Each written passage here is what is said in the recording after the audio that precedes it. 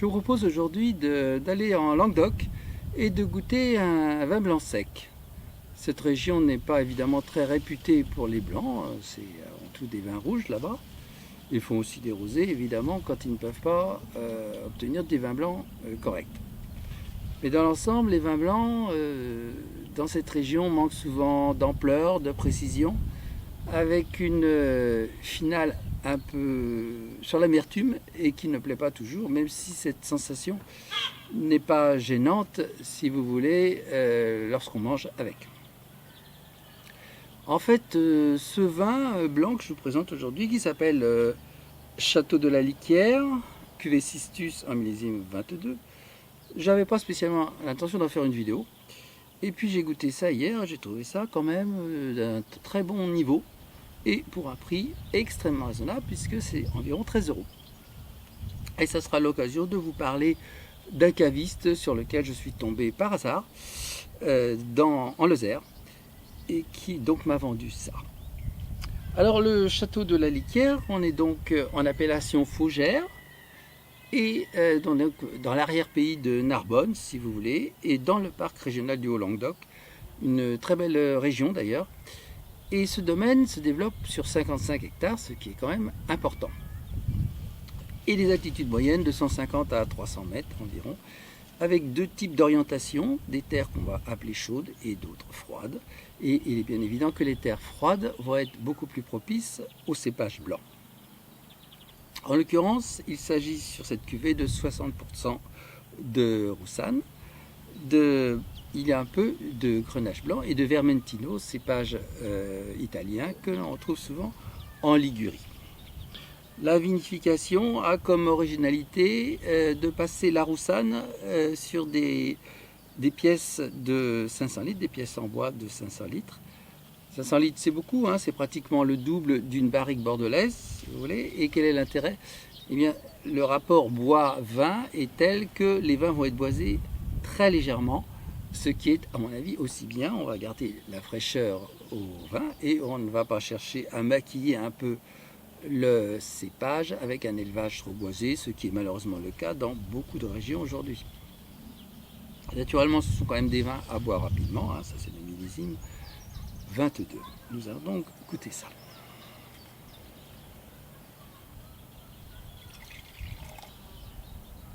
Belle robe, d'un or pâle, sans vraiment reflet vert. Le nez très intense. Sur le miel citronné. Des notes de fleurs blanches. Peut-être un peu d'amande aussi. Un nez très agréable, très frais et finalement assez original.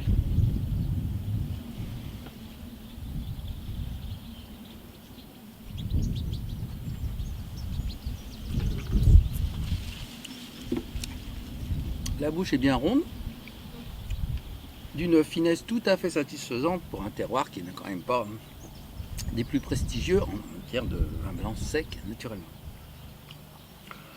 La finale est vraiment finement boisée, ça ne dérange absolument pas, c'est bien fondu. C'est vraiment une belle vinification. En plus, ils sont en bio, hein. Donc, un mot de ce caviste. Donc, j'étais en vacances dans le Gard, je suis remonté un peu en Lozère, c'est vraiment une très belle région, surtout au printemps.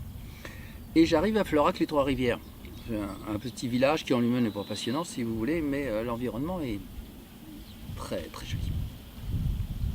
Donc en fait, on a vite fait le tour de la ville, hein. Il y a une grande avenue arborée avec tous les restaurants, etc.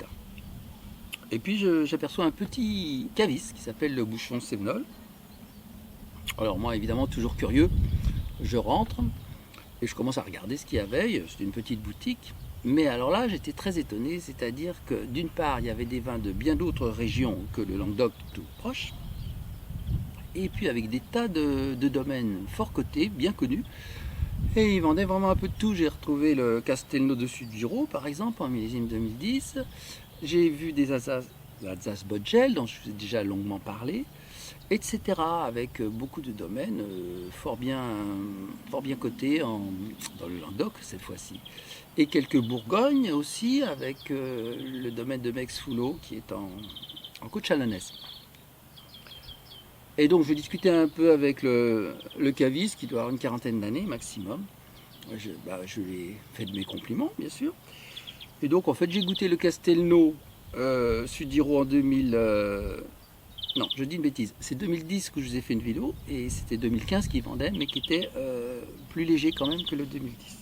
Et puis ce vin blanc sec, voilà, je ne savais pas trop quoi prendre, je lui ai demandé. En fait, c'est toujours intéressant, si vous voulez, chez un caviste, de le laisser faire.